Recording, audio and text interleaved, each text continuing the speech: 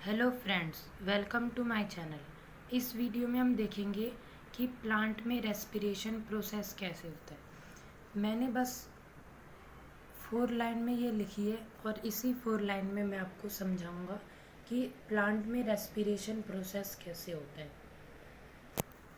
सबसे पहले स्टोमेटा।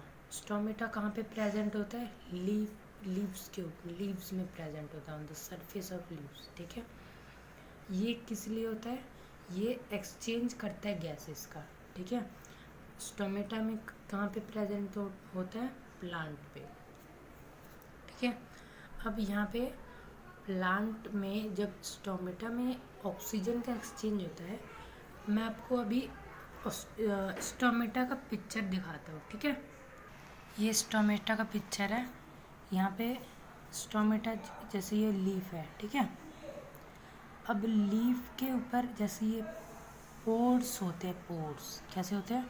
जैसे लीफ है, अभी एक मिनट और, जैसे ये लीफ है। ठीक है, ये लीफ है, तो यहाँ पे ना, यहाँ पे कहीं पे भी आप यहाँ से इसको कट करोगे ना, तो जब आप इसको देखोगे ना तो कैसा दिखेगा? ये जो प्लांट के ऊपर इस टाइप का ऐसा दिखता है, वो जो पोर होता है ना, उसको हमने जब बड़ा करके देखा तो वो लीफ के ऊपर ये ऐसा दिखता है पोर। ठीक है, तो यहाँ से ये क्या है? स्टोमेटा है। ये क्या है? स्टोमेटा, इसी को बोलते हैं। तो यहाँ पे एक पोर होता है, टाइनी पोर होता है, ये बड़ा करके दिखाया है। ठीक है, तो ये जो होते हैं ना, ये ऐसे स्ट्रक्चर जो है, तो इसको बोलते हैं हम गार्ड सेल्स। ठीक है, ये बीच वाला इसको बोलते हैं स्टोमेटाल पोर, मतलब स्टोमेटा का ये पोर है, ये छेद है एक। अब उसके बाद है क्लोरोप्लास्ट। यहाँ जो जो गार्ड सेल्स है ना, उसके ऊपर ये ऐसे जो ग्रीन ग्रीन कलर के होते हैं, क्लोरोप्लास्ट। क्लोरोप्लास्ट के अंदर ही क्या होते हैं? क्लोरोफिल होते हैं। इसीलिए यहाँ से लीफ के ऊपर से क्या होता है? फोटोसिंथेसिस प्रोसेस होता है। ठीक है, तो यहाँ से स्टोमेटा जो है ये टाइनी पोर होता है। तो यहाँ पे हम इसके कुछ पॉइंट्स भी देख लेते हैं कि स्टोमेटा जो है ना, which are tiny pores present on the surface of the leaf. हमने देख लिया कि वो कैसे सरफेस ऑफ द लीफ पे प्रेजेंट होते हैं। ठीक है, अब आता है गैसेस एक्सचेंज टेक प्लेस। ठीक है, in leaf through pores of stomata for the purpose of photosynthesis. हमने ये भी देखा कि जो गैसेस का एक्सचेंज होता है ना, गैसेस का exchange in leave through pores of stomata, मतलब ये जो स्टोमेटा के पोर्स है ना, इसी के थ्रू तो गैसेस एक्सचेंज होता है। तो for the purpose of photosynthesis, किसके लिए एक्सचेंज होता है? फोटोसिंथेसिस के लिए। अब थर्ड है plant closes the stomata when it has need not it does not need uh, it does not need it does need carbon dioxide for photosynthesis. देखो यहाँ पे ना नॉट आएगा, it does not need. Not क्यों आएगा? जब plant जो है वो स्टोमेटा को क्लोज कर लेता है तो कार्बन डाइऑक्साइड की ज़रूरत नहीं होती फोटोसिंथेसिस के लिए। ठीक है, अब क्यों नहीं होती? क्योंकि उस टाइम तो रात हो जाती, जब भी तो क्लोज करता है ये। जब क्लोज इसलिए भी नहीं करता कि उसको कार्बन डाइऑक्साइड की ज़रूरत नहीं होती। ठीक है, अब यहाँ पे है फोर्थ पॉइंट कि closing and opening of these pores is a function of the guard cells. अब ये जो पोर्स है ना, ये कैसे बंद होती है और खुलती है? कि ये फंक्शन कौन करती है? गार्ड सेल्स करती है। It's well when water flow into them, मतलब जब ये ना फूल जाती हैं, जब वाटर जो है इसके अंदर हो जाता है, causing the stomatal pores open. इससे क्या होता है? जब वाटर अंदर हो जाता है, इसके अंदर गार्ड सेल्स में भर जाता है, तो ये स्वेल अप हो जाता है और जो स्टोमेटल पोर्स है ओपन हो जाते हैं। Similarly, pores closes if guard cells shrink, जब पोर्स क्या होते हैं, क्लोज हो जाते हैं, क्लोज मतलब बंद हो जाते हैं जब पोर्स, तो ये गार्ड सेल्स क्या हो जाते हैं, श्रिंक हो जाते हैं।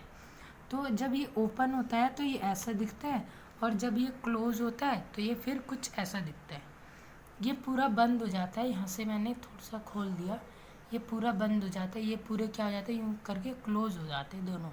तो ये गार्ड सेल से क्लोरोप्लास्ट है, और ये जो है ये पूरा क्या है, क्लोज्ड स्टोमेटा है। ठीक है, तो हमने ये चारों मतलब देखे कैसे प्लांट में रेस्पिरेशन होता है, जिससे फोटोसिंथेसिस भी होता है। ठीक है, कुछ और पॉइंट्स भी देखते हैं। जो लेंटिकल्स होते हैं, लेंटिकल्स क्या होते हैं, जैसे यहाँ पे ना एक ना लीफ वो है प्लांट, जैसे हम ट्री का एक ये बना रहे स्टेम, तो यहाँ पे भी क्या होते हैं कि छोटे छोटे पोर्स होते हैं यहाँ पे स्टेम पे भी, तो इनको बोलते हैं लेंटिकल्स। इनको क्या बोलते हैं, लेंटिकल्स बोलते हैं। ठीक है, इनको लेंटिकल्स बोलते हैं। तो present on the stem of the root which is responsible for exchange of gases, ये क्या करते हैं, ये भी रिस्पॉन्सिबल होते हैं एक्सचेंज ऑफ गैसेस। स्टोमेटा भी इसके लिए रिस्पॉन्सिबल होता है। अब होता है रूट्स, रूट्स से क्या आता है, वाटर आता है, डिफ्यूजन टेक प्लेस। रूट से क्या होता है कि कंसंट्रेशन, डिफ्यूजन का मतलब क्या होता है, कंसंट्रेशन ज़्यादा हो जाता है तो फिर एक जगह कंसंट्रेशन कम हो जाता है। कंसंट्रेशन जब ज़्यादा हो जाता है तो फिर दूसरे रीजन में चला जाता है। जैसे यहाँ पे एक बॉक्स है, ठीक है, यहाँ पे एक, जैसे यहाँ पे एक स्केल मतलब यहाँ पे लाइन खींच दिया मैंने, यहाँ पे अलग है, ये अलग है। जब यहाँ पे गैसेस हैं, इनका कंसंट्रेशन बहुत ज़्यादा है, जब इसको हम खोलेंगे ना तो ये गैसेस क्या हो गया, ये मूव करने लग जाए क्योंकि इनका कंसंट्रेशन ज़्यादा है, तो इसी को बोलते हैं डिफ्यूज़न। तो रूट्स में डिफ्यूज़न होता है, मतलब उसमें वाटर जब ज़्यादा हो जाता है ना तो ये ट्रांसपोर्टेशन पुल लगता है थ्रू जब ट्रांसपोर्टेशन पुल लगता है ना तो वाटर जो है ना ये स्टोमेटा के पास चला जाता है, और स्टोमेटा जो है ना, स्टोमेटा ये स्वेल अप हो जाती है जब वाटर इनके पास चले जाता है। तो हमने देखा कि रेस्पिरेशन कितना कैसे होता है प्लांट में। ठीक है, तो नेक्स्ट वीडियो में हम देखेंगे कि रेस्पिरेशन के टाइप्स कितने होते हैं, कितने टाइप्स के रेस्पिरेशंस होते हैं। ठीक है, तो इस वीडियो में हमने कैसे देखा कि रेस्पिरेशन कैसे होता है प्लांट में। नेक्स्ट वीडियो में हम टाइप्स ऑफ रेस्पिरेशन के बारे में डिस्कस करेंगे। अगर आपको ये मेरा वीडियो पसंद आया हो, प्लीज़ इस वीडियो को लाइक करें और मेरे चैनल को सब्सक्राइब करें ताकि आपको आने वाली वीडियो की नोटिफिकेशन मिलती रहे। Thank you for watching.